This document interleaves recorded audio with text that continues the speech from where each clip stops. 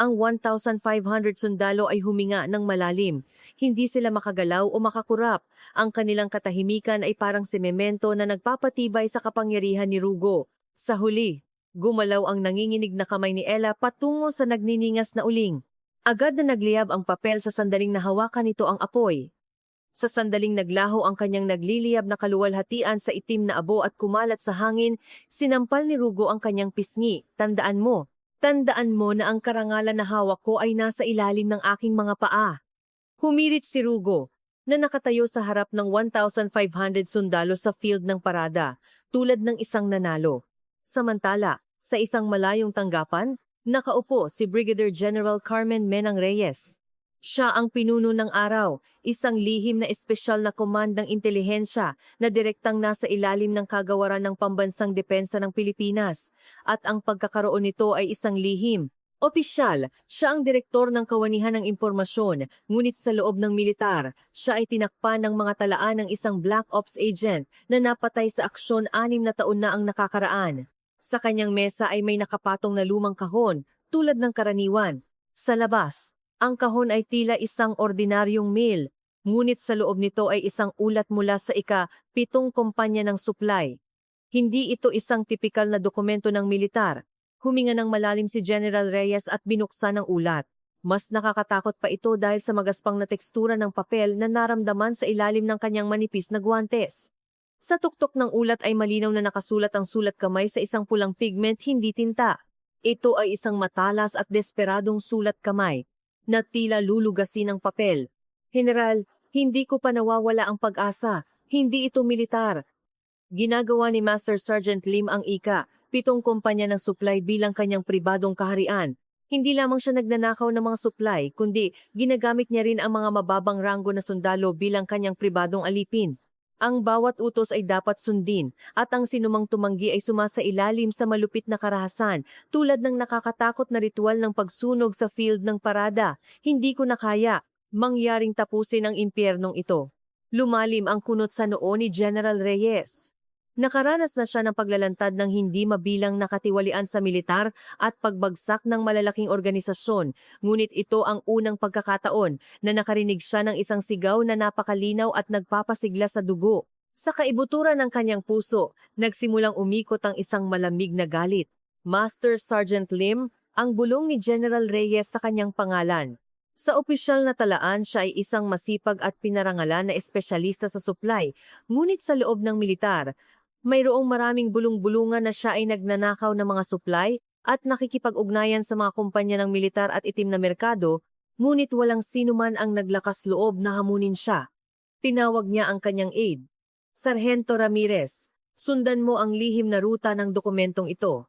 Tumugon si Sargento Ramirez sa isang matigas na tindig. Masusunod, General. Sa mesa ng tanggapan na inilatag ang profile ni Private Panganiban, kasama ang isang detalyadong ulat sa kung paano ipinadala ang ulat. Si Private Panganiban ay isang huwarang sundalo na nakatanggap ng pinakamahusay na kawal na pagkilala ng 2 beses, at ang ulat ay lihim na itinago sa pagitan ng mga supply at ipinadala sa punong tanggapan. Ang ruta ay napakatalino na hindi inaasahan ni Master Sergeant Lim. General, ang huling pakete na ipinadala ni Private Panganiban sa labas ng unit ay hindi supply, kundi basura, ang sabi ni Sargento Ramirez. Ito ay nakatago sa isang kahon ng basura na dinala sa isang panlabas na kumpanya na personal na pinamamahalaan ni Master Sergeant Lim. Tumayo si General Reyes. Maliit ang kanyang tangkad, ngunit pinuno ng kanyang matigas na aura ang tanggapan. Ang kanyang mga mata ay nagniningning tulad ng isang mangangaso. Bilang isang direktor ng Kawanihan ng Impormasyon, hindi ko kayang sirain ang kahariang iyon, ang sabi ni General Reyes. Si Rugo Lim ay hindi isang nakikitang kaaway. Siya ay isang parasito na nagtatago sa loob ng mga supply, na nagpipilit sa pagsunod.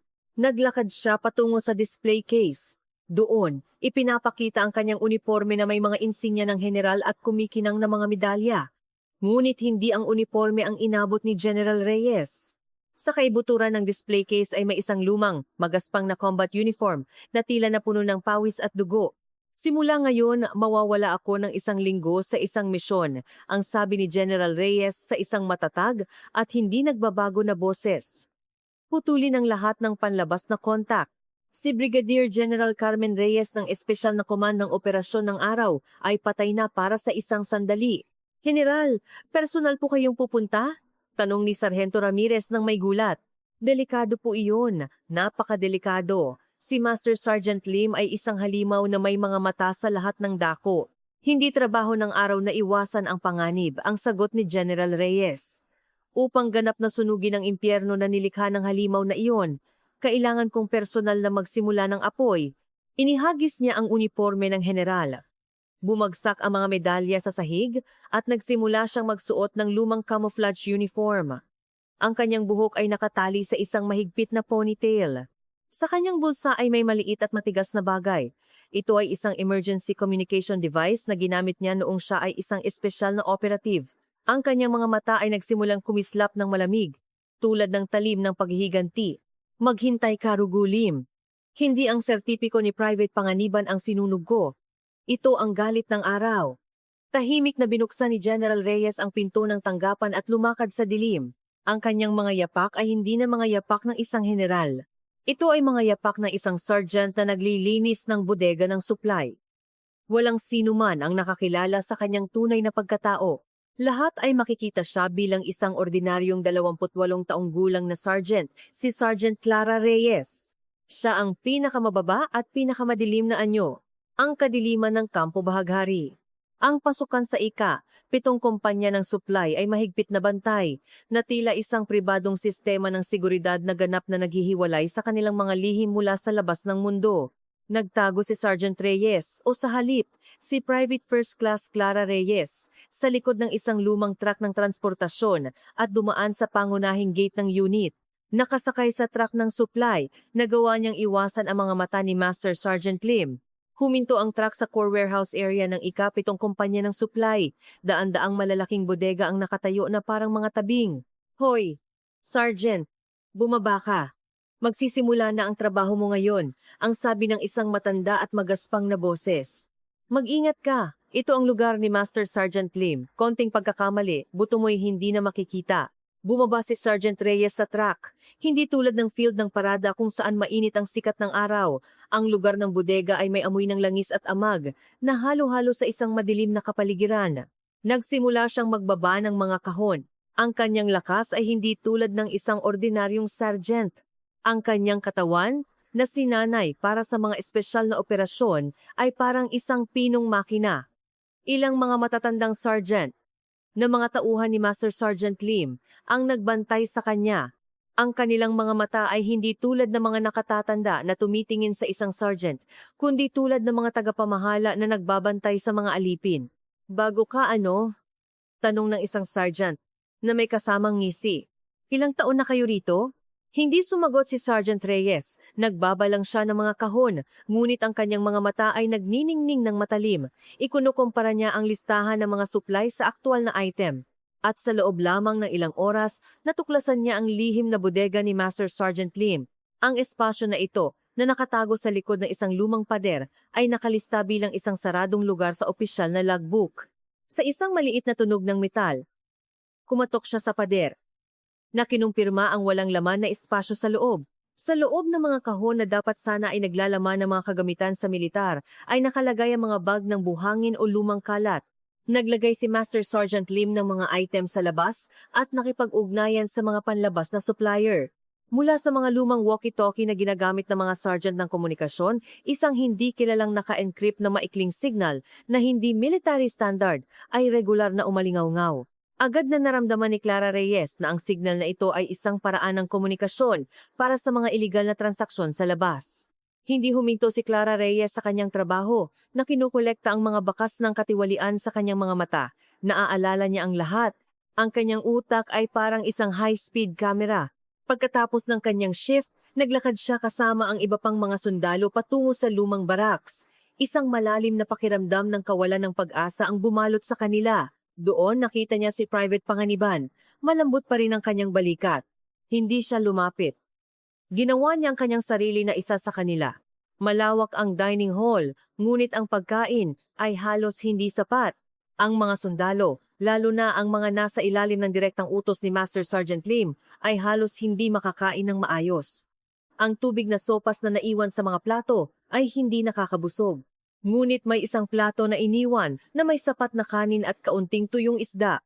Ito ay para sa mga bagong recruit na ginawa si Clara Reyes. Nag-iwas siya ng tingin. Si Private Panganiban lamang ang tumitingin sa kanya ng may bahagyang nanginginig na mga mata. Walang sinabi si Clara Reyes at umupo. Pagkatapos, sinabi niya ng maikli ngunit malinaw kay Sergeant Sim. Salamat. Ang kanyang kilos ay nakapagtataka kay Sergeant Sim. Pagkatapos ng hapunan, naligo siya at bumalik sa barracks. Ang kanyang tiyan ay puno ng nagniningas na galit, ngunit nanatili siyang kalmado.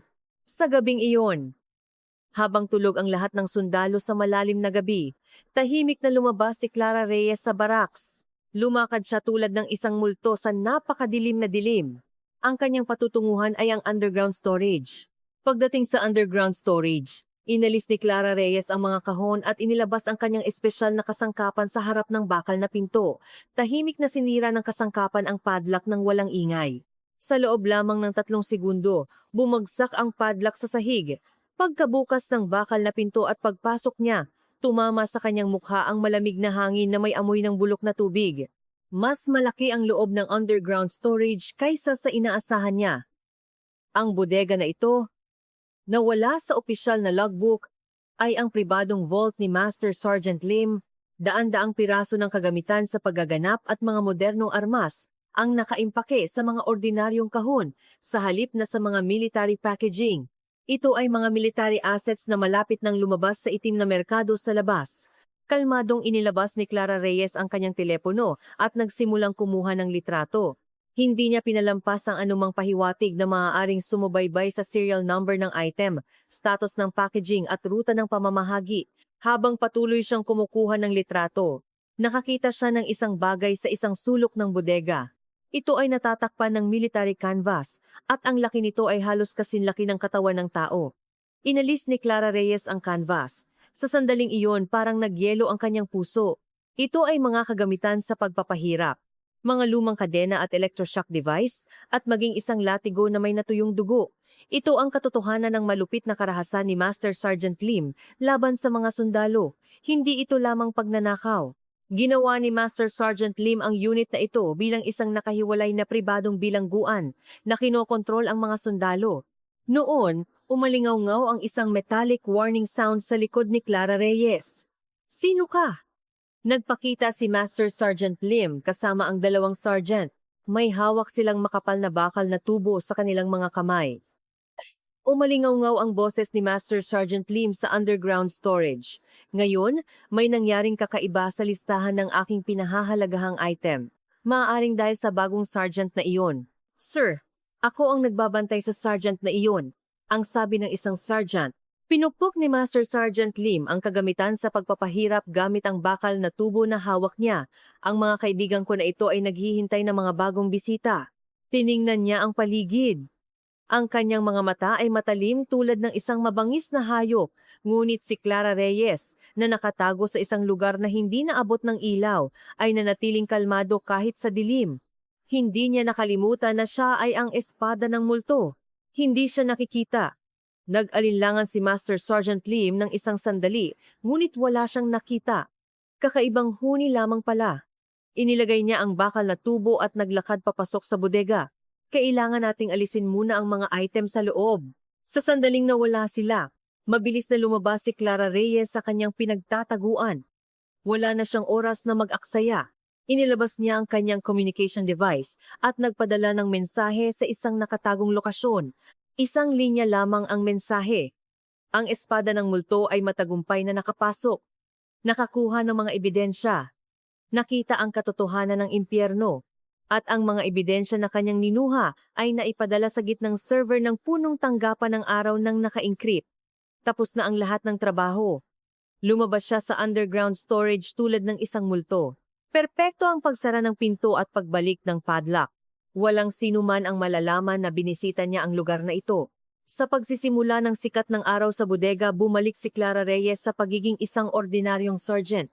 Nakita niya si Master Sergeant Lim na lumabas mula sa kanyang opisina. na may ngiti sa kanyang mukha tulad ng lahat ng bagay sa mundo ay nasa kanyang mga paa. Sumumpa si Clara Reyes sa kanyang sarili, babagsak ang iyong kaharian. Ang labanan sa puso ng kadiliman. Ang araw sa ika-7 kumpanya ng supply ay laging nagsisimula sa amoy ng isda, isang halo ng langis at amag mula sa lumang bodega, at ang amoy ng dugo kapag ang mga utos ni Master Sergeant Lim ay sinusuway. Ang mga sundalo ay laging tinawag si Clara Reyes na Sergeant na nagpapasalamat. Ginawa nila ito dahil, kahit na siya ay sinaktan ng plato ni Master Sergeant Lim, tumugon siya ng salamat sa halip na galit. Ngunit, hindi tulad ng kanilang pagsunod.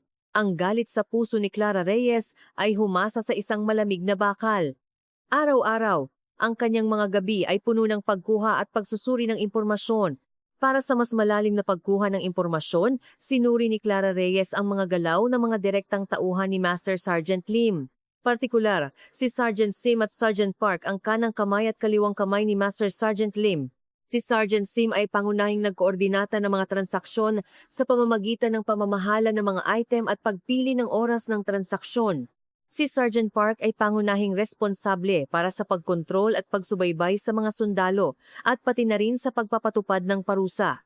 Siya ang gumagawa ng karahasan sa ngalan ni Master Sergeant Lim na inilalagay ang mga sundalo sa silid ng pagpapahirap.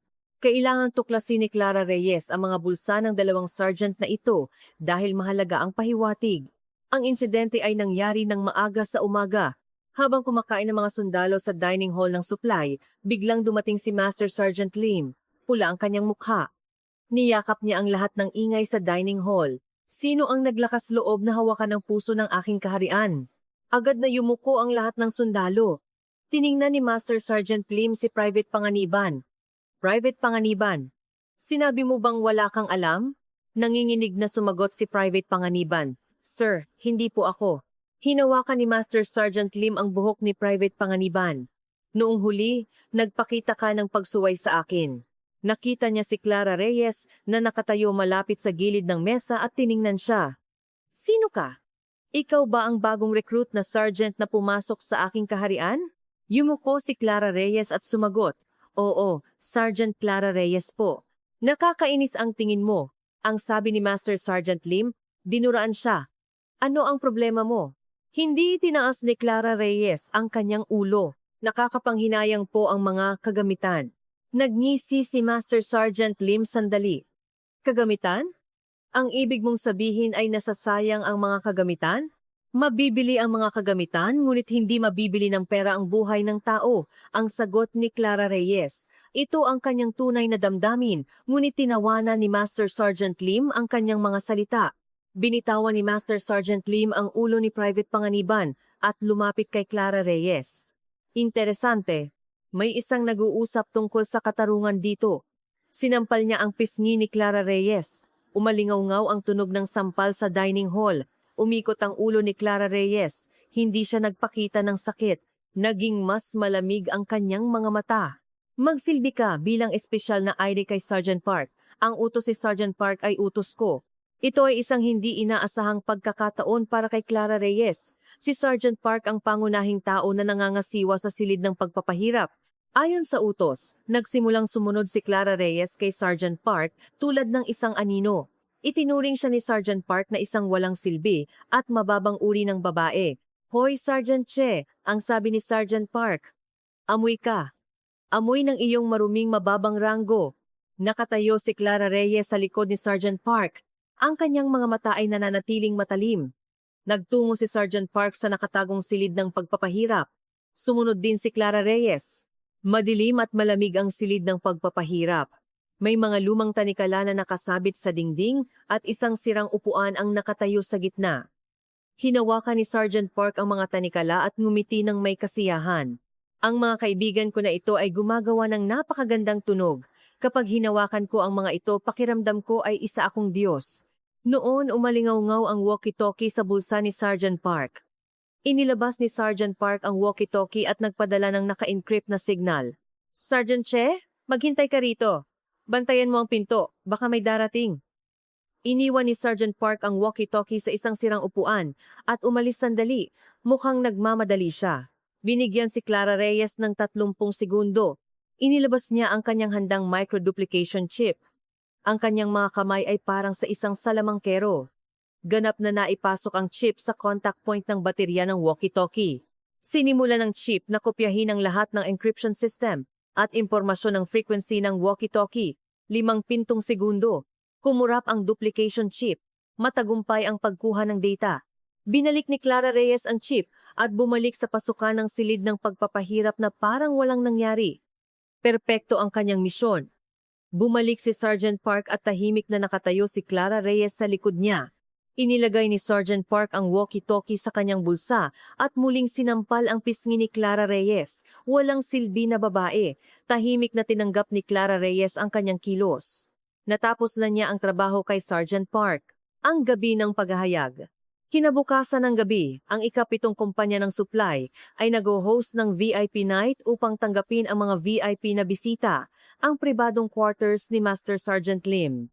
Hindi tulad ng labas, ang espasyo na ito ay puno ng magagarang marmol at mamahaling kasangkapan. Si Clara Reyes ay naatasan sa supplemental duty sa reception room kasama ang mga sundalo sa dining hall. Alam niyang ang reception night kung saan darating ang mga tagalabas ay ang pinakamahalagang pagkakataon para sa pagkuha ng impormasyon. Sa reception room, nakita niya si Private Kim, isang batang sundalo na nanginginig sa waiter uniform. Si Private Kim ay isang sundalo na nahuli sa pagtatangkang ilantad ang katiwalian ni Master Sergeant Lim at dinadala sa silid ng pagpapahirap gabi-gabi. Lumapit si Clara Reyes kay Private Kim.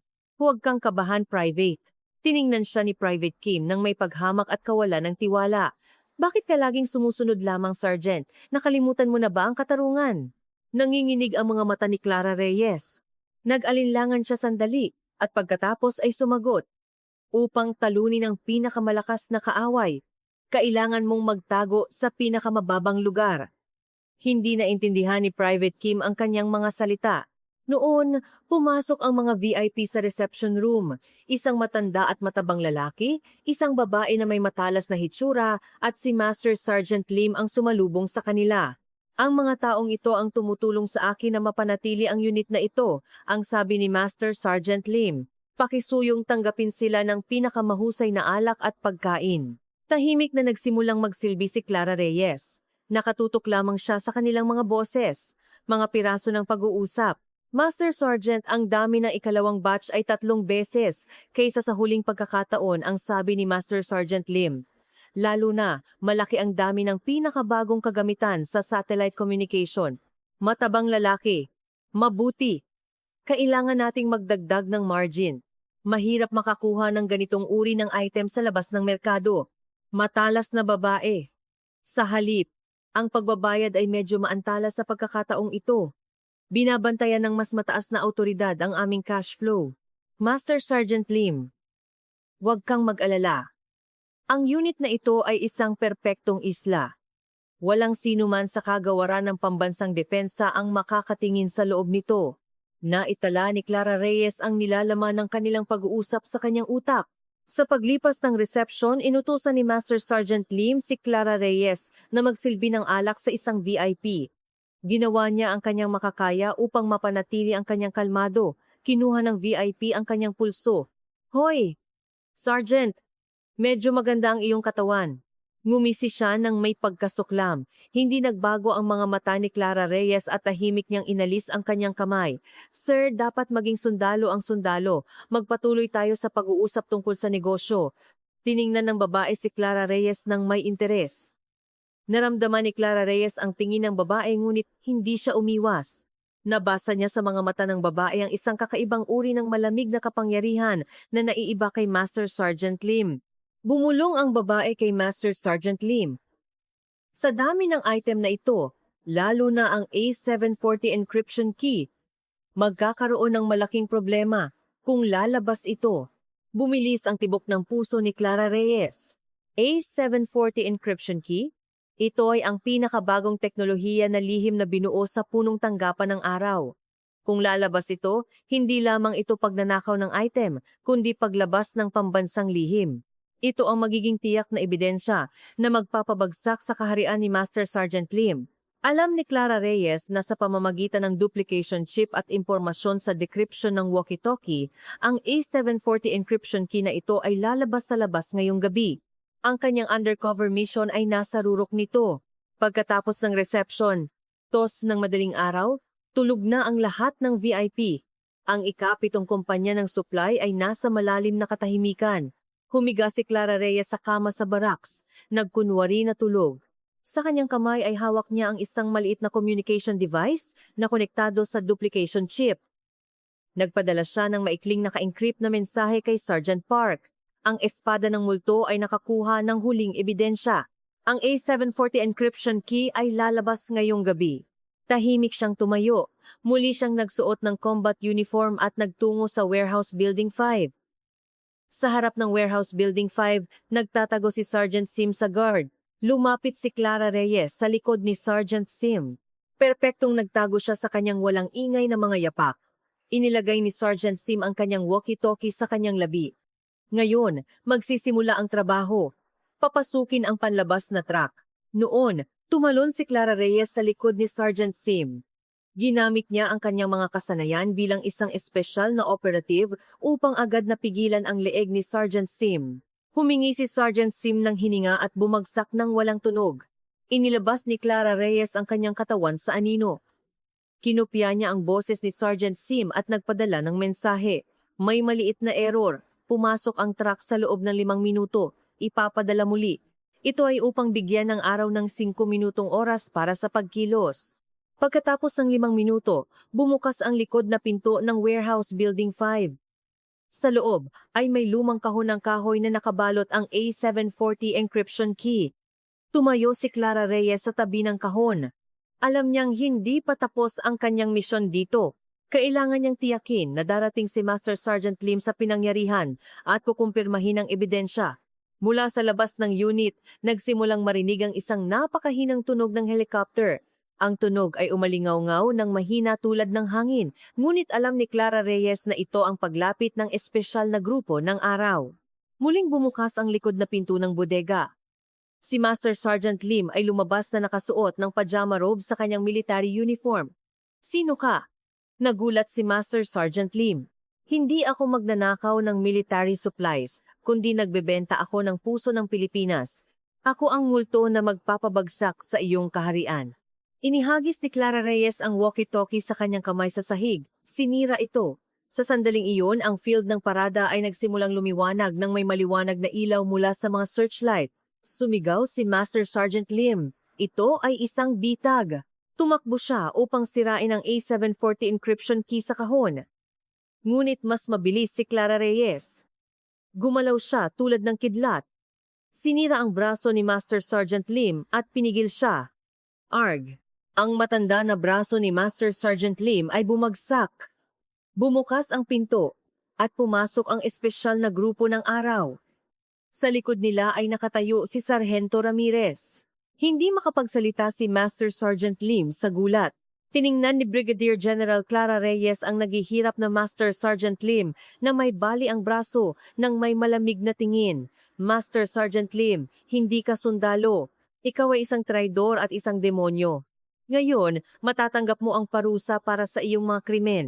Ang karahasan, pagnanakaw at kadiliman ay nawala at pumasok ang ilaw ng katarungan. Ang kaharian ni Master Sergeant Lim ay bumagsak sa isang gabi lamang. Ang amoy ng isda sa umaga ay hindi na amoy ng isda. Ito ay ang malamig na hangin ng umaga na halo-halo sa pagpapalaya at kaguluhan.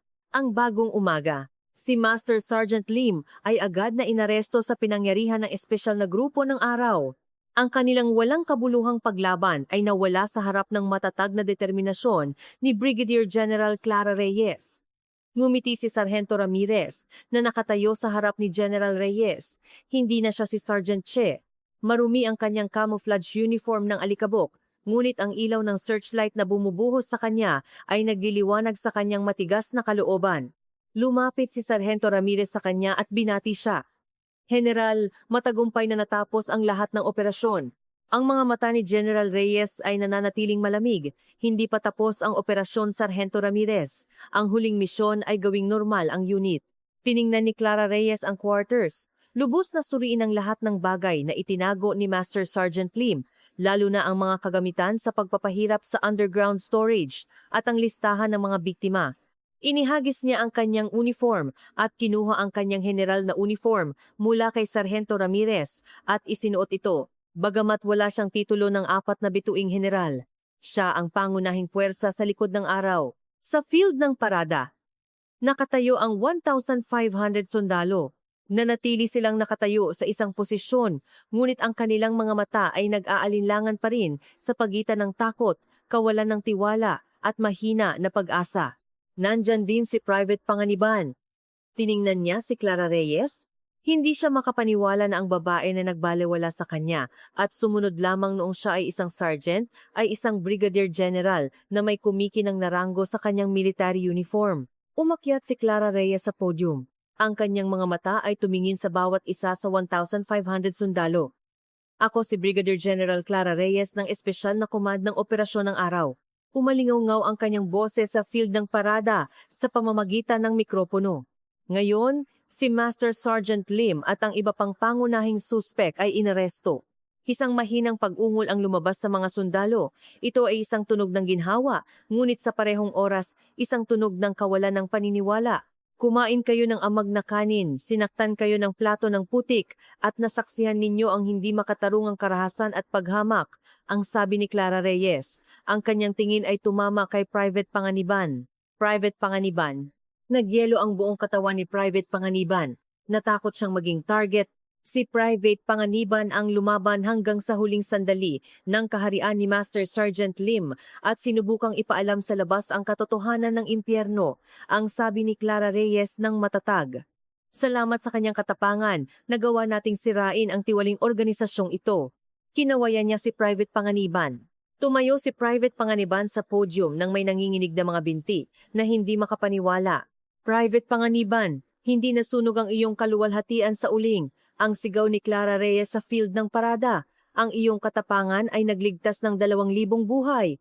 Noon, lumapit si Private First Class Kim Suyok, isang 20 taong gulang na sundalo. Lumuhod siya sa harap ni Clara Reyes na may luha. General, sinisipo kita.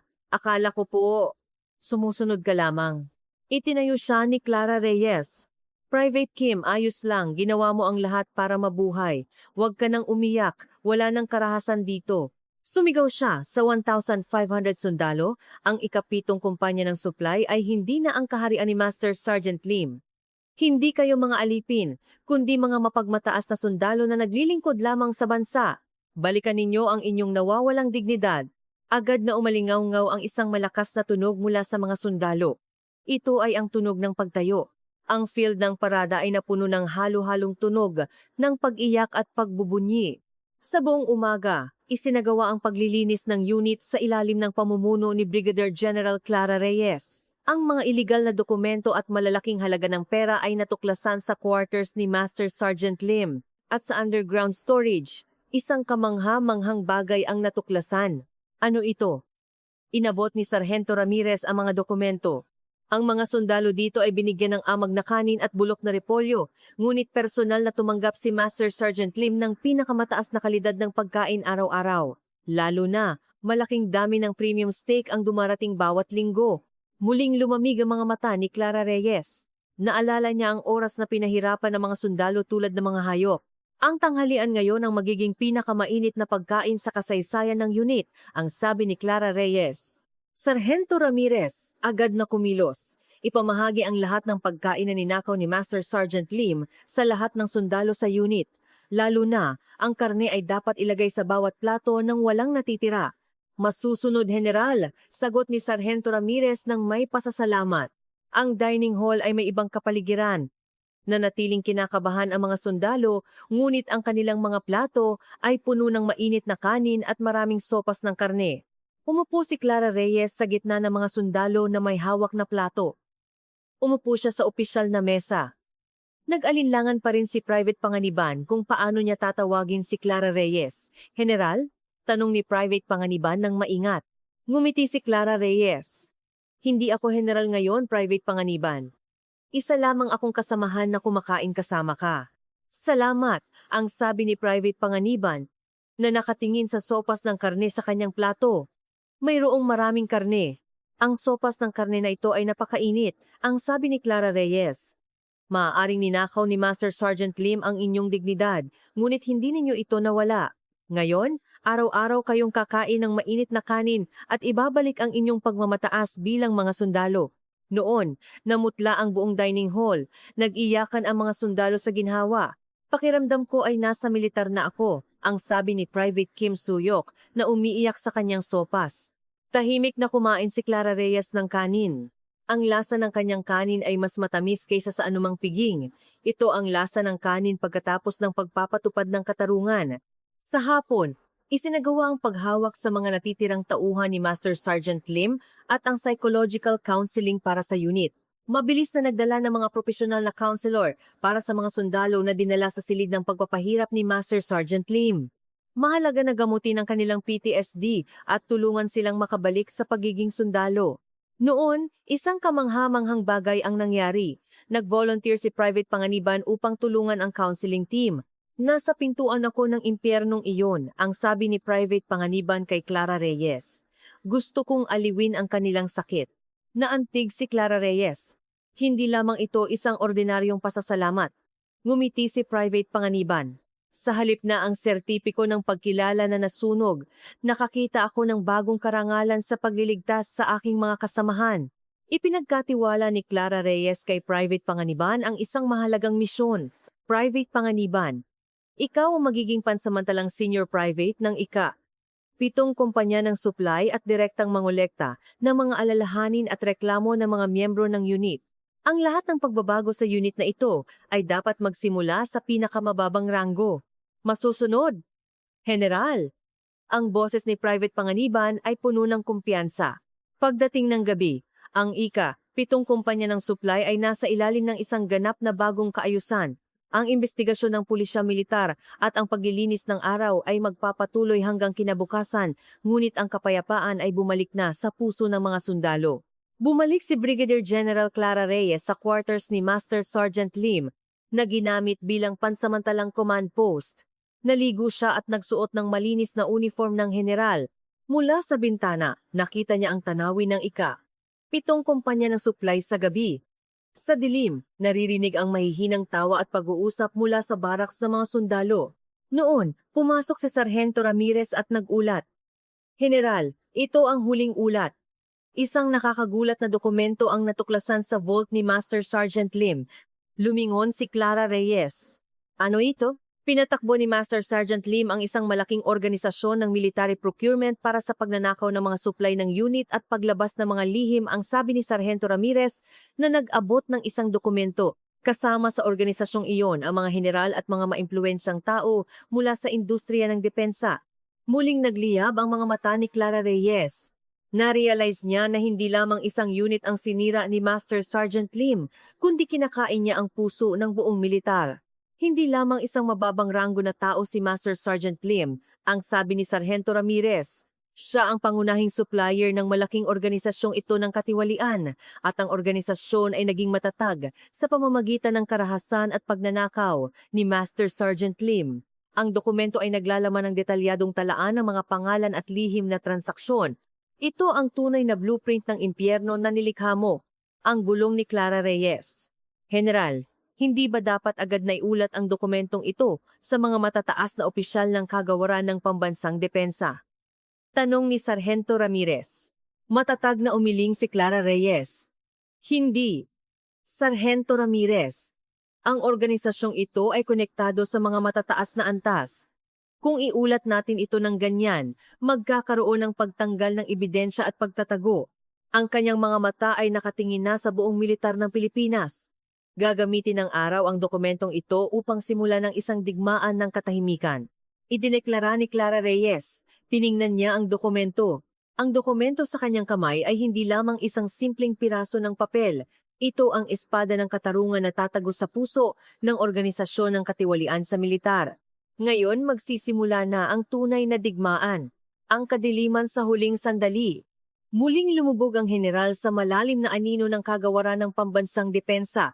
Sa kanyang kamay ay hawak niya ang listahan ng mga miyembro ng organisasyon ng katiwalian sa militar at ang mga detalye ng transaksyon na natuklasan sa vault ni Master Sergeant Lim. Hindi lamang ito isang simpleng listahan ng katiwalian. Ito ang ugat ng isang malaking masamang kabute na nagbabanta sa karangalan ng militar at sa pambansang seguridad. Sa underground bunker ng espesyal na komandang operasyon ng araw, ito ang tunay na silid ng general. General, napansin namin ang mga pagtatangka ng mga miyembro ng organisasyon na konektado kay Master Sergeant Lim na magpabago ng pagkakakilanlan at sirain ng ebidensya, ang ulat ni Sargento Ramirez. Lalo na, 4 na general na opisyal na kasama sa listahan ang kumuha ng leave at ang kanilang mga galaw ay binabantayan. Tiningnan niya ang kanilang mga galaw. Agad niyang naramdaman na hindi sila tumatakas, kundi kumikilos upang itago ang ebidensya o tumanggap ng mga utos mula sa itaas. Hayaan silang tumakas, ang utos ni Clara Reyes. Sa halip na sundan ang kanilang mga bakas, pupunta tayo sa gitnang hub kung saan sila patungo. Gumawa siya ng isang chart. Tagapamahala ng supply, Master Sergeant Lim, ang mababang ranggo na naglalabas ng mga supply ng militar. Tagapamahala ng pondo, mga panlabas na mga ngalakal, ang panlabas na puwersa na nagpapakalat ng mga inilabas na item at nagpapamahala ng pondo. Tagapagtanggol, matataas na general, ang kalasag na nagpapawalang sala sa kaharian ni Master Sergeant Lim at nangangasiwa sa mga inspeksyon sa loob ng militar. Ang pinagtutuunan ng pansin ni Clara Reyes ay ang tagapagtanggol. Kailangan niyang mahanap ang pangalan ng pinakamataas na pinuno na nagbigay ng ganap na kapangyarihan kay Master Sergeant Lim at pinrotektahan siya sa dilim. Pagkatapos ng ilang araw ng magdamag na trabaho, dinala ni Sargento Ramirez ang mga resulta ng may kagalakan. General, mayroong isang kamanghamanghang pagtuklas. Ayon sa mga talaan ng telepono ni Master Sergeant Lim, isang hindi kilalang tao ang tumawag sa kanya nang hindi nagpapakilala sa isang partikular na petsa at tinawag siyang kapitan. Kumunot ang noo ni Clara Reyes. Si Master Sergeant Lim ay gumamit ng matinding paggalang sa isang kapitan? Ang tawag na kapitan ay ang tanging boses sa lahat ng tawag ni Master Sergeant Lim na may halo ng paggalang at takot, ang sabi ni Sargento Ramirez. At ang tawag na ito ay hindi kailanman lumampas sa 30 segundo at laging naka-encrypt. Nakatayo si Clara Reyes sa harap ng mapa ng taktika. Ang kapitan ay hindi ang kanyang kasalukuyang ranggo. Ginamit niya ang lahat ng database upang kunin ang listahan ng lahat ng opisyal na dumaan sa ranggo ng kapitan at kasalukuyang nasa matataas na posisyon. Ang listahan ay naglalaman ng daan-daang pangalan. Ngunit sa pamamagitan ng pagsusuri sa pattern ni Master Sergeant Lim, pinaghihigpitan niya ang mga kandidato batay sa lugar at oras ng kanyang tawag. Sa huli, isang pangalan lamang ang lumabas. Si General Miguel Mike Ilustre. Siya ay isang tenyente general na nakagawa ng maraming merito sa operasyon at kasalukuyan siyang itinataguyod. Ito ay noong siya ay isang kapitan na nagpapalit ng kanyang ranggo mula sa kapitan. Ang kanyang mukha ay tila kalmado at matuwid, ngunit sa likod ng ngiting iyon ay maaaring nagtatago ang anino ng malaking katiwalian. Lieutenant General Ilustre, ang sabi ni Clara Reyes. Sargento Ramirez, imbestigahan mo ang lahat tungkol sa kanya. Ang imbestigasyon ay nagpakita na si Lieutenant General Ilustre ay nagtrabaho kasama si Master Sergeant Lim noong si Master Sergeant Lim ay isang sergeant at si Lieutenant General Ilustre ay isang kapitan. Ito ang koneksyon, General. Sumigaw si Sargento Ramirez ng may kagalakan. Ang dalawa ay magkasama sa isang operasyon noon at magkasama silang nakaranas ng panganib. Ang operasyong iyon ay isinagawa ng lihim at sa opisyal na talaan, ito ay naitala lamang bilang matagumpay. Ngunit sa pinakamababang lihim na dokumento na maaring ma-access lamang ng araw, isang nakakagulat na nilalaman ang natuklasan. General, ang operasyong ito ay nagtangkang magsakripisyo ng mga sibilyan upang makamit ang layunin at lihim na hinawakan ito ni Master Sergeant Lim na isang sergeant noon. Kaya, si Master Sergeant Lim ay may hawak na kahinaan ni Lieutenant General Ilustre. Ginawa ni Master Sergeant Lim ang lihim na ito bilang isang life insurance at nakatanggap ng pabor mula kay Lieutenant General Ilustre na nagtayo ng kanyang sariling kaharian. Lahat ng puzzle ay naayos na. Si Lieutenant General Ilustre ang kalasag na nagpapawalang sala sa katiwalian ni Master Sergeant Lim at kapalit nito, ninakaw ni Master Sergeant Lim ang mga suplay ng militar at nagbigay ng kinakailangang pondo sa politika kay Lieutenant General Ilustre o nagsilbi bilang kanyang anino para sa kanyang pag-unlad. Ngunit ang paghawak kay Lieutenant General Ilustre ay tulad ng paghawak sa rurok ng kapangyarihan ng militar. Kahit na si Brigadier General Clara Reyes, hindi niya ito basta-basta magagawa. Sargento Ramirez. Hindi natin kayang arestuhin si Lieutenant General Ilustre ng direkta, ang sabi ni Clara Reyes. Ang kanyang pagkakakilanlan at autoridad ay hahadlang sa lahat ng ating pag-access. Kailangan natin siyang ilabas sa labas gamit ang ebidensya. Kinuha niya ang talaan ng transaksyon ni Master Sergeant Lim sa mga panlabas na mga ngalakal. Isang pangalan ang lumabas, Isabela Garcia. Siya ay isang maimpluwensyang broker na konektado sa mga kumpanya ng depensa sa ibang bansa. Si Isabela Garcia ang magiging susi upang ilipat ang organisasyong ito. Nagsimula ang investigasyon kay Isabela Garcia. Hindi siya nagtagal sa Pilipinas at pangunahing nagpapamidget ng mga lihim na transaksyon ng mga military supplies. Sinuri ni Clara Reyes ang paraan ng pakikipag-ugnayan ni Lieutenant General Ilustre at Isabela Garcia. Iniwasan nila ang direktang tawag sa telepono o pagpupulong at nagpalitan lamang ng mga mensahe sa pamamagitan ng isang lihim na paraan. Ang paraan na iyon ay nakakagulat, isang antik na porselana. Si Isabela Garcia ay nagpanggap na isang kolektor ng lumang sining ng Korea at bumili ng porselana mula sa isang mataas na klase na gallery malapit sa quarters ni Lieutenant General Ilustre sa bawat pagkakataon. Sa loob ng porselana ay nakatago ang isang naka-encrypt na mensahe tungkol sa susunod na transaksyon. Sa Sabado ng linggong ito, mayroong isang pulong ng estratehiya ng hukbong dagat na pinamumunuan ni Lieutenant General Ilustre, ang ulat ni Sargento Ramirez. Si Isabela Garcia ay bibili ng porselana mula sa isang gallery malapit sa quarters ng general sa oras na matapos ang pulong. Kasama ang isang maliit na bilang ng mga ahente ng araw, lihim na pumasok si Clara Reyes sa gallery kung saan makikipag-ugnayan si Isabela Garcia. Ang gallery ay may mahigpit na seguridad, ngunit pinawalang bisa ng teknolohiya ng araw ang seguridad na iyon. Nakita nila ang isang asul na porselana na nakadisplay sa gitna ng gallery. Ito ang porselana na bibilhin ni Isabela Garcia. Maingat na binuksan ni Clara Reyes ang porselana. Tulad ng inaasahan, isang manipis na metal plate ang nakatago sa ilalim ng porselana at sa loob nito ay isang naka-encrypt na mensahe. Ang mensahe ay naglalaman ng listahan ng mga susunod na item sa transaksyon at ang halaga. Kinopya ni Clara Reyes ang mensahe at nagtanim ng bagong mensahe sa parehong lugar. Ang peking mensahe ay ang sumusunod. Ang A740 encryption key ay nakuha. Ipinagkanulo ni Master Sergeant Lim ang lahat ng talaan at kasalukuyang nagtatangkang ipasa ang iyong mga lihim mula sa iyong panahon bilang kapitan sa kagawaran ng pambansang depensa. Kailangan mong lutasin ang problemang ito sa pamamagitan ng huling transaksyon sa saradong bunker sa likod ng punong tanggapan ng hukbong dagat ngayong gabi. Ang mensaheng ito ay sabay na nagtatarget sa pinakamakapangyarihang kahinaan ni Lieutenant General Ilustre, ang kanyang mga lihim mula sa nakaraan at ang kasalukuyang banta. Naniniwala siyang nakikipag-ugnayan siya kay Isabela Garcia, ngunit ang naghihintay sa kanya ay ang pagkubkob ng araw, ang sabi ni Clara Reyes. Ang pagbagsak ng general, Sabado ng gabi, sa likod ng punong tanggapan ng hukbong dagat, isang luma at saradong underground bunker. Ang lugar na ito ay puno ng napakadilim na dilim at ang amoy ng basa at amag. Si Brigadier General Clara Reyes ay nakatago sa loob ng bunker.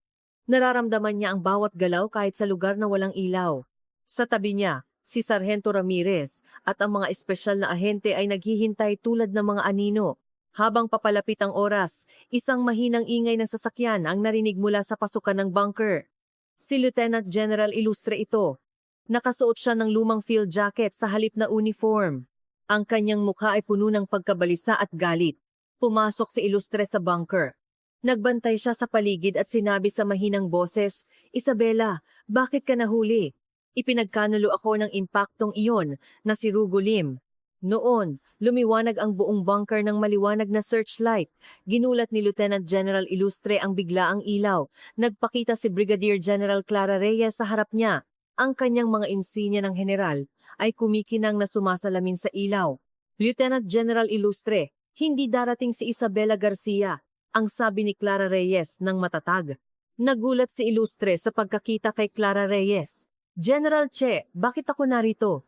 "Ikaw ang tagapagtanggol ng katiwalian ni Master Sergeant Lim," ang sabi ni Clara Reyes, na hawak ang mga dokumento ni Master Sergeant Lim sa kanyang kamay. "Ito ang talaan ng mga lihim na pinoprotektahan mo, na tinatawag ka ni Master Sergeant Lim na kapitan." Ganap na namutla ang mukha ni Ilustre. "Ang dokumentong iyon, paano mo nakuha iyon?" Tinanggap mo ang madilim na pera ni Master Sergeant Lim at ipinagkanulo ang iyong dignidad bilang isang sundalo, ang sabi ni Clara Reyes. Ang lahat ng pinaghirapan mo sa pagtalikod sa karangalan ng militar ay magtatapos ngayong gabi sa lumang bunker na ito. General Che, hindi ko maintindihan ang sinasabi mo, ang sabi ni Ilustre. Ikaw ang susi sa lahat ng ito. Ikaw ay inaresto sa mga kasong pagpapawalang sala sa katiwalian sa militar at pakikipagsabuatan sa paglabas ng mga lihim ng militar bilang isang kasalukuyang kriminal. Kinubkob ng mga ahente ng espesyal na grupo ng araw si Ilustre. Walang kapangyarihan si Ilustre na nakatali. Ang kanyang paglaban ay nawala na sa sandaling ang kanyang mga lihim mula sa nakaraan ay inilabas. Lumapit si Brigadier General Clara Reyes kay Ilustre na inaresto. Hindi ka isang bayani, kundi isang anino na nakakadena. Lumabas siya sa bunker. Malamig pa rin ang hangin sa umaga, ngunit ang kanyang puso ay puno ng mainit na katarungan. Ang pag-aresto sa pinakamataas na kapangyarihan ang magiging pinakamalaking tagumpay. Ang pag-aresto kay Ilustre ay nagdulot ng malaking kaguluhan sa buong militar.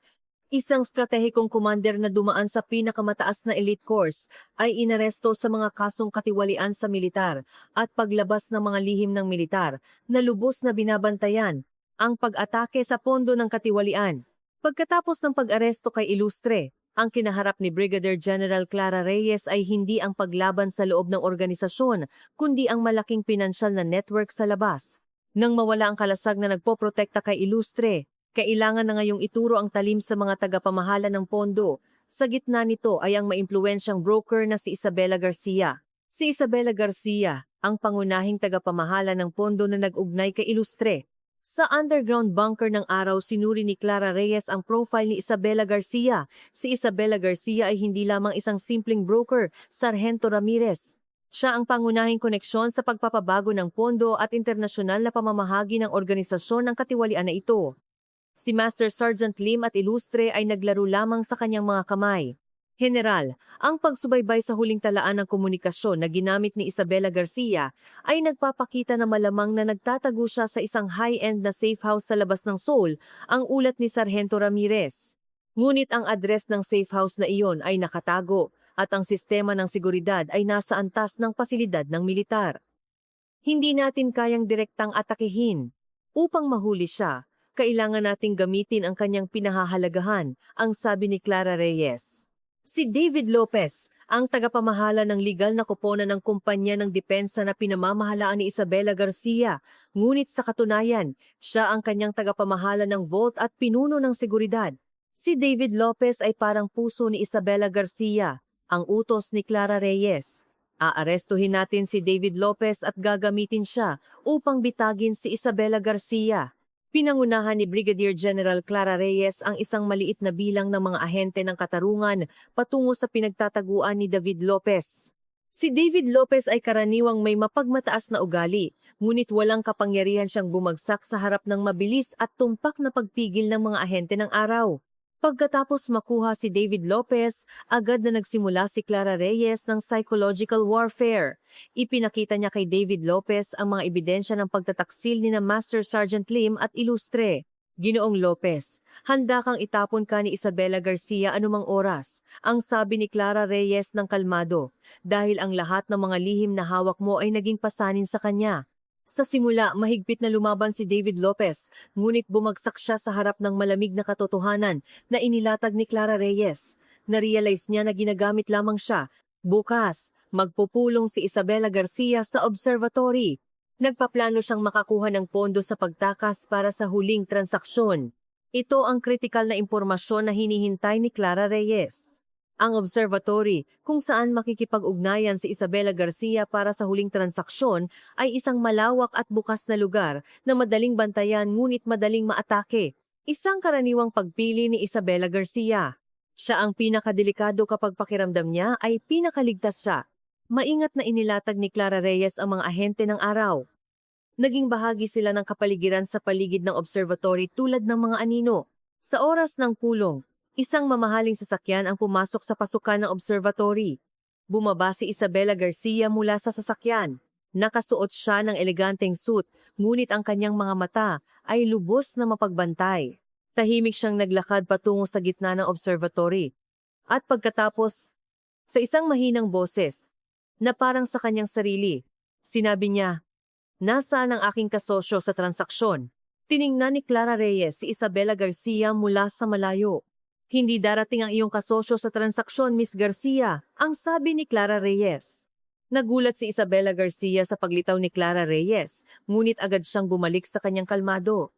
"General Che, mabilis ka pala. Hindi ko inaasahan na hindi ka kayang pigilan ni Ilustre. Binabayaran ni Ilustre ang kanyang mga krimen," ang sabi ni Clara Reyes. Ngumisi si Isabela Garcia. "Bayad sa krimen? Sa tingin mo ba may ganoon sa mundong ito? Pera at kapangyarihan lamang ang naroroon. Sa tingin mo ba kaya mo akong pigilan?" Inilabas ni Isabela Garcia ang isang maliit na communication device mula sa kanyang bulsa. "Na-access ko na ang internal system. Kung pindutin ko ang button na ito, ang lahat ng sensitibong impormasyon na nauugnay sa organisasyong ito ay ilalabas." Ito ang huling baraha ni Isabela Garcia. Isang pagtatangka na baguhin ang sitwasyon sa pamamagitan ng paglabas ng pampublikong impormasyon. Noon, nagpakita si Sargento Ramirez sa kabilang panig ng observatory. Sa kanyang kamay ay hawak niya ang isang lumang laptop. "Miss Garcia, ang iyong lahat ng mga vault at data ay na-raid na ng araw. Ang iyong pagbabanta ay hindi na epektibo." Namutla ang mukha ni Isabela Garcia. Narealize niya na ipinagkanulo siya ni David Lopez. Lumapit si Clara Reyes kay Isabela Garcia. "Mayroon ng sapat na ebidensya na ikaw ang pangunahing tagapamahala ng pondo ng malaking organisasyon ng katiwalian sa militar na ito at kasangkot sa internasyonal na pagpupuslit ng armas." Lumaban si Isabela Garcia hanggang sa huling sandali. Sinubukan niyang atakehin si Clara Reyes sa pamamagitan ng paghagis ng maliit na communication device. Ngunit mas mabilis si Clara Reyes. Ginamit niya ang kanyang mga kasanayan bilang isang bihasang espesyal na operative upang pigilan si Isabela Garcia at paluhurin siya. "Tapos na, Miss Garcia." Nilagyan niya ng posa si Isabela Garcia. Sa pag-aresto kay Isabela Garcia ang malaking organisasyon ng katiwalian sa militar na sinimulan ni Master Sergeant Lim, pinrotektahan ni Ilustre at pinondohan ni Isabela Garcia ay ganap na bumagsak. Ang araw ay nag-freeze sa lahat ng kanilang mga ari-arian at nakuha ang mga nauugnay na military supplies. Ang banta mula sa anino. Pagkatapos ng matagumpay na operasyon, bumalik si Brigadier General Clara Reyes sa bunker ng araw. Pagod siya, ngunit ang kanyang mga mata ay kumikinang pa rin. Pumasok si Sargento Ramirez at nagulat. "General, sa pamamagitan ng pag-amin ni Isabela Garcia at ng data ng Vault, isang kamanghamanghang katotohanan ang natuklasan. Ang pinakamataas na pinuno na nagtulak kay Isabela Garcia na pumasok sa military procurement corruption ay suportado niya mismo." Muling tumibok ng husto ang puso ni Clara Reyes. Si General Mariano Mar Santiago, ang pinuno na nagtulak sa akin sa araw, ay tumatanggap ng bilyon-bilyong pera mula kay Isabela Garcia sa loob ng maraming taon. "Walang duda, General," ang sabi ni Sargento Ramirez. Tinawag ni Isabela Garcia si General Santiago na senior at hawak niya ang kahinaan ni General Santiago at nilabas ang mahalagang impormasyon. Nalito si Clara Reyes. Ang pinakamalapit na tao na pinagkakatiwalaan niya ay nakaupo sa pinakamataas na antas ng katiwalian sa militar. Hindi sina Master Sergeant Lim o Ilustre ang kanyang kaaway sa labas, kundi nasa kanyang salamin. Ang kaharian ni Master Sergeant Lim ay isang maliit na bahagi lamang ng isang malaking masamang kaharian na itinayo ni General Santiago. Tiningnan ni Clara Reyes ang larawan ni General Santiago.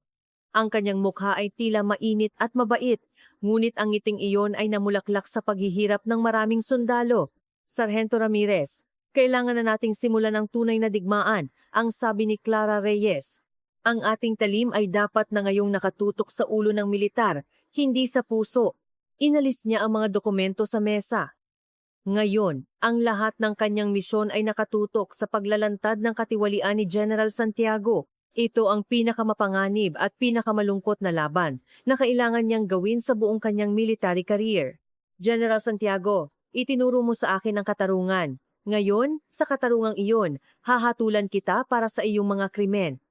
Itinayo ni Brigadier General Clara Reyes ang kwelyo ng kanyang uniform. Ang kanyang mga mata ay matatag at hindi nagbabago. Nagsimula na ang kanyang huling pangangaso, ang huling labanan. Mula sa pag-amin ni Isabela Garcia, lumabas ang isang napakalaking katotohanan. Hindi lamang isang kaaway si General Santiago. Ito ay isang pagtataksil na bumabalik sa kanyang pananampalataya at pagkakakilanlan bilang isang sundalo.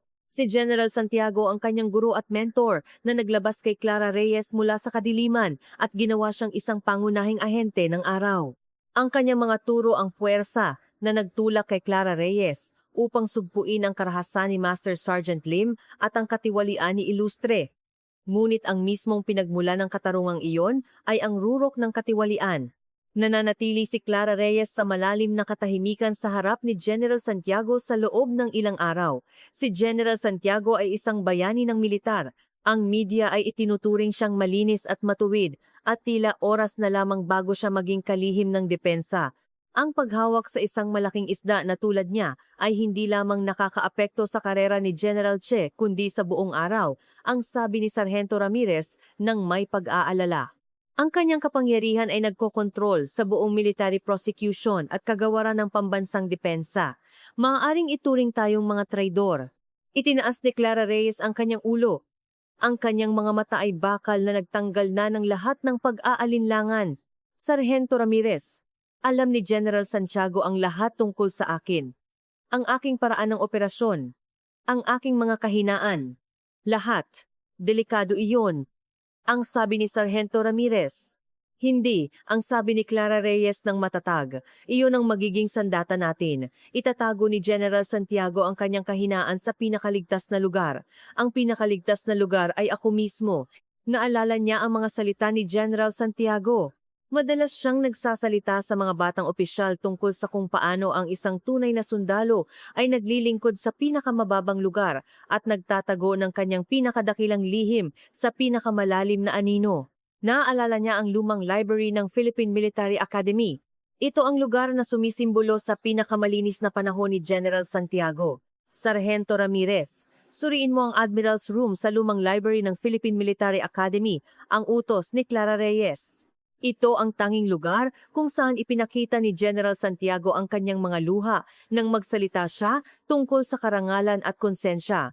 Nagtaka si Sargento Ramirez, ngunit sumunod siya sa utos. Bumalik ang mga ahente ng araw ng may balita. General, walang anuman sa silid. Mayroon lamang isang lumang tansong plake na nakalagay sa harap ng fireplace.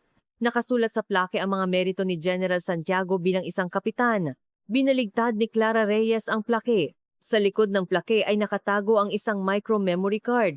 Nahanap ko na, General. Nanginginig ang boses ni Sargento Ramirez. Ang memory card na ito ay naglalaman ng lahat ng talaan ng transaksyon sa pananalapi ni General Santiago at ang mga lihim na recording ng paglabas ng impormasyon sa patakaran sa loob ng militar. Ito ay mas malakas na ebidensya kaysa sa anumang ebidensya. Agad pagkatapos makuha ang ebidensya, umalingaw-ngaw ang communication device ni Brigadier General Clara Reyes. Si General Santiago ang tumatawag. Huminga ng malalim si Clara Reyes at sinagot ang telepono. General Che, ang boses ni General Santiago ay mainit at mabait tulad ng dati. Narinig ko na hinawakan mo sina Master Sergeant Lim at Ilustre. Napakahusay na operasyon. Inalis mo ang mga cancerous na elemento ng militar. Bumaba ng kaunti ang boses ni General Santiago. Ngunit, General Che, tila malalim ang iyong talim. Huminto ka. Kung patuloy ka, hindi na ito katarungan. Kaguluhan lamang. Ang katarungang itinuro mo sa akin, General, ay hindi humihinto sa harap ng kawalan ng katarungan, ang sagot ni Clara Reyes. Nanatiling tahimik si General Santiago ng isang sandali. Nais kong maging malinis ang aking pamana. Kung ang pamana ay madumi, lilinisin ko ito mismo. Ang sabi ni Clara Reyes. Huli siyang nagbabala si General Santiago. Maaaring nakalimutan mo kung sino ako. Ako ang iyong guro. Kung susubukan mong sirain ako, sisirain mo ang iyong sarili. General, sinira ko na ang sarili ko, ang sabi ni Clara Reyes. Ngayon sisirain kita. Nanginginig ang kanyang kamay, ngunit ang kanyang puso ay puno na ng isang hindi na mababago na determinasyon. Ito ang huling paghaharap sa kanyang guro. Naglabas si Brigadier General Clara Reyes ng isang top secret order para sa operasyon ng pag-aresto kay General Santiago. Tanging 10 pinakamahusay na ahente ng espesyal na operasyon ng araw ang sumali sa operasyon na ito. kasama si Sargento Ramirez. Lahat sila ay dumaan sa buhay at kamatayan kasama si Clara Reyes. Ang operasyong ito ay hindi mananatili sa talaan, ang sabi ni Clara Reyes sa mga ahente. Kung magkakamali tayo, lahat tayo ay maaaring parusahan ng kamatayan para sa sabuatan upang pabagsakin ang estado. Nagpakita ang mga ahente ng kanilang determinasyon sa katahimikan. Gagawin ni General Santiago ang lahat upang sirain ang ebidensya, ang sabi ni Clara Reyes. Ang lugar kung saan nakatago ang data na iyon ay ang tanging lugar na maaari niyang kontrolin. Ang Emergency Operation Room na malalim sa ilalim ng Joint Chiefs of Staff. Ang Emergency Operation Room na ito ay selyado ng pinakamataas na antas ng seguridad. Nag-infiltrate ang general at ang espesyal na grupo sa punong tanggapan ng Joint Chiefs of Staff. Ang Joint Chiefs of Staff ay nasa mababang alerto. Lumusot ang mga ahente ng araw sa seguridad tulad ng mga anino. Sa wakas, nakarating sila sa Emergency Operation Room na selyado ng isang advanced na sistema ng seguridad. Sargento Ramirez, kopyahin mo ang pagkilala ng boses ni General Santiago, ang utos ni Clara Reyes. Ginamit ni Sargento Ramirez ang naunang nakuha na voice file ni General Santiago upang patakbuhin ang espesyal na kagamitan. Umalingaw-ngaw ang boses ni General Santiago mula sa speaker. Inalis ang seguridad. Bumukas ang bakal na pinto na may mabigat na tunog. Ang operation room ay puno ng lumang electronic equipment at military maps, at sa gitna, nakatayo si General Santiago. Ang kanyang mukha ay kalmado, ngunit ang kanyang mga mata ay nagpapakita ng isang halo ng pagkabigo, pagkasira ng loob, at galit. Sa huli, sinira mo ang lahat ng ito, ang kanyang boses ay umalingaw-ngaw sa bunker. Clara, ikaw ang aking pinakadakilang obra maestra, ngunit sa parehong oras, ang aking pinakamapanganib na pagkakamali. Lumapit si Brigadier General Clara Reyes. Sa likod niya, kinubkob ng espesyal na grupo si General Santiago. General, itinuro mo sa akin ang karangalan, ang sabi ni Clara Reyes. Bakit mo itinapon ang karangalang iyon? Ngumisi si General Santiago. Karangalan? Iyon ay isang magandang salita lamang na kailangan ng mga gutom na sundalo. Kailangan kong tumanggap ng maruming pera upang protektahan ang militar. Mas komplikado ang realidad ng bansang ito kaysa sa iyong katarungan. Huwag kang magsinungaling. Sigaw ni Clara Reyes. Ipinagpalit mo ang iyong karangalan sa kapangyarihan. Umatras si General Santiago. Ang kanyang kamay ay nakatutok sa isang destroy button na nakasabit sa likod ng pader. Ang button na iyon ay permanenteng magtatanggal ng lahat ng classified data sa loob ng operation room na ito. Hindi ko ipagkakatiwala ang mga lihim ng militar sa isang inosenteng bata na tulad mo, ang sabi ni General Santiago. Sisirain ko ang lahat at haharap ako sa military court mismo. Iyon ang huling karangalan na naiwan sa akin. Tumakbo si Brigadier General Clara Reyes sa bilis ng kidlat patungo kay General Santiago. Hindi! Hindi mo pwedeng sirain ang ebidensya. Isang matinding pisikal na paghaharap ang nangyari sa pagitan ni General Santiago at Clara Reyes. Ito ang huling labanan sa kanyang guro. Matanda na si General Santiago, ngunit isa pa rin siyang bihasang sundalo. Ngunit si Clara Reyes ang talim ng araw, na sinanay sa maraming tunay na karanasan sa labanan. Sinira ni Clara Reyes ang braso ni General Santiago, na inilayo siya mula sa destroy button. Humingi ng hininga si General Santiago sa sakit. Sa sandaling iyon, tumakbo si Sargento Ramirez at pinigil si General Santiago. Tiningnan ni Brigadier General Clara Reyes ang espesyal na grupo na kinubkob si General Santiago. Parang napunit ang kanyang puso, ngunit natapos ang kanyang misyon. Aretehin si General Santiago, ang boses ni Clara Reyes ay matatag. Ang mga dahilan ng pag-aresto ay sabuatan sa katiwalian sa militar at pagtatangkang sirain ang classified data. Tiningnan ni General Santiago si Clara Reyes na inaresto. Ang kanyang mga mata ay nagpapakita ng halo ng galit, pagkabigo at kaunting paggalang. Nakamit mo ang katarungan, Clara, ang sabi ni General Santiago, ngunit nawala sa iyo ang pinakamahalagang bagay. Hindi sumagot si Clara Reyes. Alam niyang nawala na sa kanya ang isang bagay na hindi na maibabalik. Ang hangin ay malamig, ngunit ang pinakamalaking anino na bumabalot sa militar ay nawala na. Ang paglilinis ng militar. Ang pag-aresto kay General Santiago ay nagdulot ng malaking kaguluhan sa buong militar. Ang mga puwersa na nagtangkang sabihin na ang pag-aresto kay General Santiago ay isang sabwatan ay nagkaroon ng matinding labanan sa mga puwersa na sumusuporta sa matuwid na kilos ni Brigadier General Clara Reyes. Ang media ay nagulat ng may kagalakan na tinawag si Clara Reyes na ang bato ng katarungan. Ang underground bunker ng araw ay ang mata ng bagyo na ito. General, nakumpirma na namin ang listahan ng mga opisyal ng katiwalian sa militar na konektado kay General Santiago, ang ulat ni Sargento Ramirez. 20 general na opisyal lamang at daan-daang maimpluwensyang tao mula sa industriya ng depensa. Binuo nila ang isang malaking kartel sa ilalim ni General Santiago. Tiningnan ni Brigadier General Clara Reyes ang listahan ng mga tiwaling opisyal na nakasulat sa mapa ng taktika. Hawak nila ang mga pangunahing posisyon sa logistics, human resources at intelihensya ng militar. Upang sirain ang kartel na ito, kailangan nating makuha ang ebidensya at sirain ang kanilang pader ng katahimikan, ang sabi ni Clara Reyes. Ang pader ng katahimikan ay isang matibay na depensa na nilikha ng hierarchical order at mutual protection sa loob ng militar. Sa kabila ng pagbagsak ni na Master Sergeant Lim at Ilustre, ang iba pang miyembro ng organisasyon ay naniniwala na hindi malalantad ang kanilang mga krimen. Ito ang pinakamahirap na pader na kailangan niyang sirain. Ang susi sa paglabag sa pader ng katahimikan ay si Director Kang Minho, ang sabi ni Clara Reyes. Siya ang tao na tumanggap ng bilyon-bilyong pera mula sa kartel at nagbigay ng mga pribilehiyo sa mga partikular na kumpanya. Si Director Kang Minho ay may mahinang puso at lubos na kinakabahan. Ang lahat ng ebidensya na hawak niya ay dapat makuha ng araw, hindi ng military prosecutor, ang utos ni Clara Reyes. Nagpasya si Clara Reyes na protektahan si Director Kang Minho sa halip na arestuhin siya. Lihim niyang ipinadala ang mga ahente ng araw sa hotel kung saan kasalukuyang nananatili si Director Kang Minho. Agad na pinigil ng mga ahente ang hindi kilalang mga umaatake. Ang mga umaatake ay hindi mula sa military organization kundi mga pribadong mersenaryo na inupahan ng kartel ng katiwalian.